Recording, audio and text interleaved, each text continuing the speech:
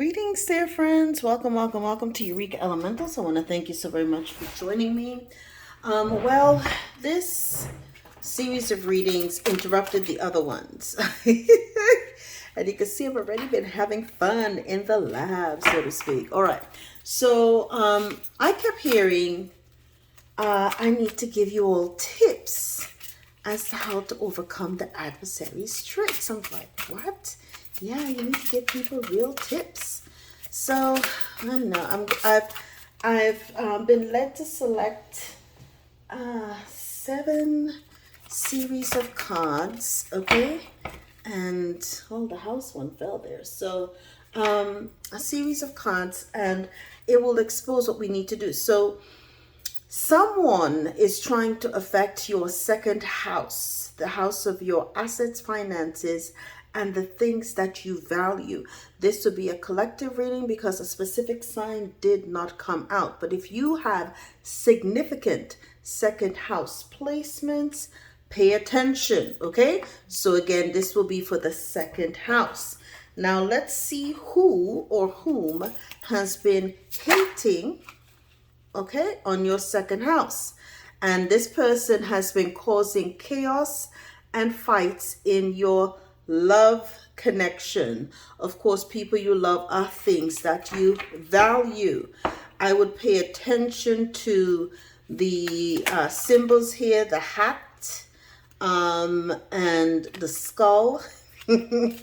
Business suits. Look at what you're being given, right? The different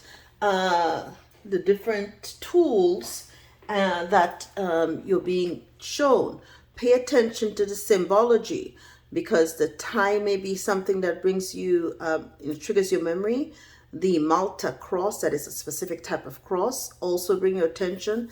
The skull and the hat, there's certain groups that wear those things. The person that wears this mask or has this mask or is a part of this group or entity has engaged a trickster spirit. So what you're also having, or they've sent one to you, you're having sudden loss of memory and a lot of things that you value, right? Again, it's your second house that's being attacked. Your assets and finances are coming up missing. So now that we have the issue, right, we're going to see what we can do about it. Well, there's 7 things that you can do, right? And we're going to see what spirit recommendation is for the collective whose second house is being affected by this trickster spirit. You're being told, okay, the first thing you have to do is realize and say to yourself, I maintain strength, clarity, and peace of mind. That's right. So that way you're commanding any trickster spirit to remind them that you are not letting anyone affect your memory. You're also saying that clear thoughts, a clear mind leads to better judgment, leads to better outcomes. What are some thoughts you want to let go? What is holding you back? Break the habit of uncontrolled thinking. So what this is telling me is that you have to maintain the strength and clarity and peace of mind and clear your thoughts. How do you do that? You can meditate. The next thing that you need to do, okay? Let's see what this deck recommends for the person or persons who's from the collective whose second house is being attacked. I'm only going to take what touches the table, okay? Right?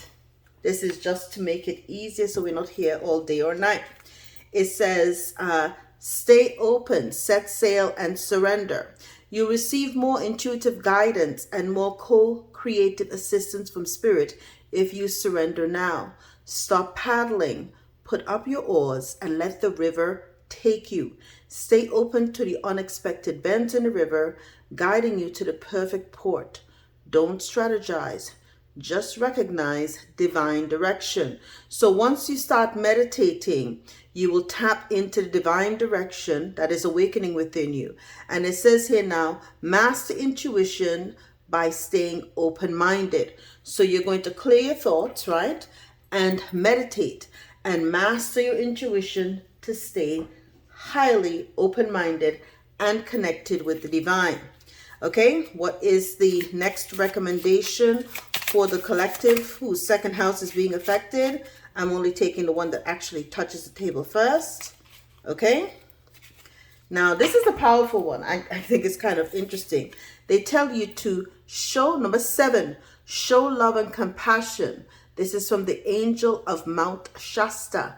Show love and compassion, because when people have to take such drastic measures to try to attack your assets, your finances, and the things that you value, it means that that's the only thing that they think that they're worthy of. You see, so they're only worried about the material, which is limited. Meanwhile, spirit is unlimited, but the material is also unlimited as well. So the fact that they have a lack, that's the word, a lack mentality, and I forgot to put on the bloody light, bear with me. The fact that they have a lack mentality absolutely shows that they're in a very low vibration. So you have to show some kind of, you may have to love them. You can have agape love for them, but you can definitely show them compassion. Let's get some Sufi wisdom as to how to deal with such low vibrational entities. Okay, and let's see here. It says, work of art. Be the portrait of divine beauty. Yes, because a lot of times they want you to cower and bower. And what you're going to do in a situation like this, you remember those commercials back in the day? Never let them see you sweat. Yes. Keep on looking beautiful, fabulous, gorgeous, and fine. And when you do that, right, they will know that you are an emissary for the divine. So that is what you do, right, with people like that. Now let's see here what is recommended for you as well. I'm going to get the one at the bottom, purification. Okay, so you're being told to use Snapdragon to help you purify these kind of energies. That is an air element. The number is 41, which will also help you with communication. And this is a Gemini card. So for whatever reason, you could be a Gemini, or the person that's trying to cause you this chaos is a Gemini. Okay, food for thought. But nonetheless, the number is 41. So they're trying to affect, reduces to a 5. They're trying to affect change in your life. They're trying to adversely impact your growth. What do we see here? Your assets and your finances, right? And of course, they're also presenting a lot of challenges to you as well. 5, of course, always represents those things. Let's see what other tips, right, that we can utilize to deal with anyone trying to impact your second house. Again, this would be for anyone with, and we all do have these different placements, so this would be for the collective. Okay, tips and tricks for anyone trying to, trick you out of your second house. And look at that, you're being told to get, right, celestial quartz, which will help you become immutable. All right, now I am going to get the book for this one. And these are, it's an old set that I've had forever. Okay, it says here, on the hardness scale, it's a 7. It says, deep in the heart of the earth, celestial forms, layer by uneven layer. Perhaps in the distant past of her beginning, she was a regular quartz. But after centuries of responding to ever-present change in temperature, moisture, and so on, she has flowered and morphed into an unexpected shape and texture. If we allow it, this is what life does to each of us, building our unique knowledge and wisdom until we become celestial ourselves. You're being told to allow the world to teach you. This grandmother stone whispers, grow into your own imitable self. Wisdom is a byproduct of your being. Wisdom is a byproduct of your being.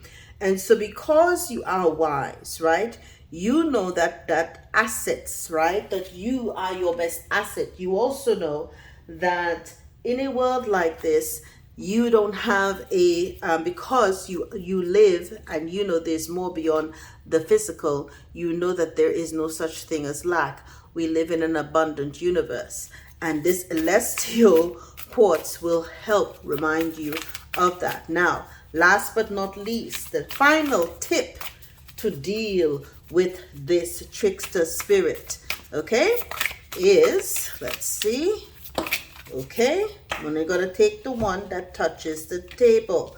Well, it looks like someone needs to go have them a good romp. Right? 44. Master number 44. Get that Kundalini rising.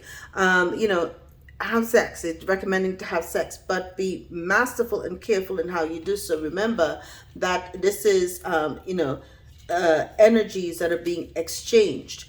And so when you exchange energies, you have to know that the person that you're dealing with is not an open vessel for adverse energies to come into and out of, and of course transfer to you. Those energies are sacred, so I would say do this, but make sure you're doing this with caution, and you know who or whom you're getting a good romping with.